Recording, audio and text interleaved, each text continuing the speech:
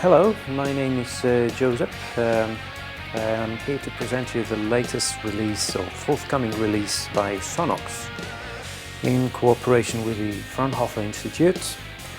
It's the new Pro Codec that will allow you to monitor a mix and listen to it in any AAC, MP3 or any other codec that's been released by Fraunhofer Institute so far.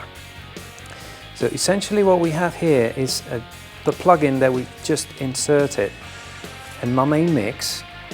In this case it's already mixed down, but I could have everything, all the tracks separately. The plugin is providing some information. That's the FFT of the incoming original signal. That's the non-compressed mix, as the plugin is telling us. But I just need to click in to start listening to the codec, and that's the one I have here. That's the one that appears by default. That's the AACLC at this bitrate, which is quite common for the iTunes. Anytime I can insert one of the available codecs, why not choose the old MP3 at a different bitrate as a second option. And you can see I can always switch to the one I prefer any time. Of course, these two are quite famous or quite common for music, but the plugin is also quite useful for the broadcast market, as it works with the HE high efficiency AAC version 1 and 2. That's being used by the digital radios and TVs and all kind of internet streaming data. You can see one cool feature I like very much is the fact that you can always listen to the diff signal. That's what's being removed during the encoding process. That's the signal that you'll be losing as soon as you create a file, which I'm not doing right now. Of course, you will notice how these red LEDs have lighted as I was talking. That means I didn't know personally, but you can clip during the encoding process. So the plugin can not only warn you of that, but also show you the overload amount. And of course you have here some stages, some trim.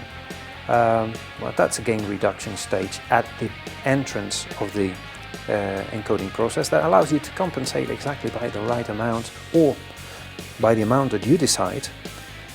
So then you can avoid any kind of clipping during your playback, and you can feel safe because your stuff will be delivered with no clips at all. At any point you can select one codec and another and compare it. Let's go one step beyond and flip from one to the other. This process is glitchless, like the one we do here when we enable and disable the mastering. It's glitches, so you can really trust your ears, and you can even hide all visual information, so then you have to use your ears to find out which one is sounding at every time. Of course, you see this red shade here. That depends, of course, on the audio contents or from the codec itself. It can be bigger, as you can see. This is the NMR parameter. This is by Fraunhofer. It's telling us what frequency ranges are being affected most during the encoding process. So this is very valuable information. For example, let me switch to a different take.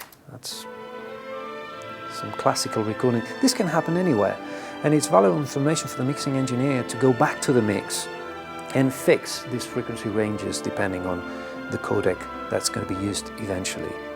At any time I can go and select a codec or more than one. I could select my preferred ones. I'll just stay with one and then click record and start writing a file until, of course, I hit play stop or my sequencer stops automatically. We'll do that. So now if I go to the output directory, I will find my track already with certain name coding that you can see in here. that of course I can edit perfectly going to the export settings. I can decide where all these files are going to go. I can select my generic name and the properties that are going to go attached to it, visualize some of them, even change the order, how they will appear. And that's another very important feature, is the fact to edit the metadata that's going to go embedded on the MP3 file or the compressed file in general. You can go one by one, each field, and then edit. Well, I mean, the ID3 format has thousands of parameters. We only have a selection here. But even though it might be tedious to go one by one, so I recommend you to use the import feature. So you can use an existing MP3 file or AAC file and import all its metadata to copy them in the forthcoming encoded files. You can also enjoy the same procedure, encoding, but as a process, all we need to do is to drag and drop the file here, enable the desired codecs, click encode, and it will do that immediately, just like an Audio Suite plugin for those who use Pro Tools. And the opposite process, that's the decode. Just drag and drop an MP3 file, an encoded file, and it will decode it to a WAV or AIFF. From that point, the file is going to appear here. Just drag it back into your sequencer. And that's essentially it in a nutshell. The new SONNOX Fraunhofer, remember, that's monitoring in real time any of the available codecs in stereo. That's what we've been looking at, but also in surround, using codecs like the MP3 surround. That's the one used by the PlayStation, Sony PlayStation, and by some of the most famous digital radios available in Europe. And of course, we'll offer 15 days of a free trial at the end of this month. That's when we expect to release it. And I hope you have a great show, Musikmesse 2011. Thank you very much.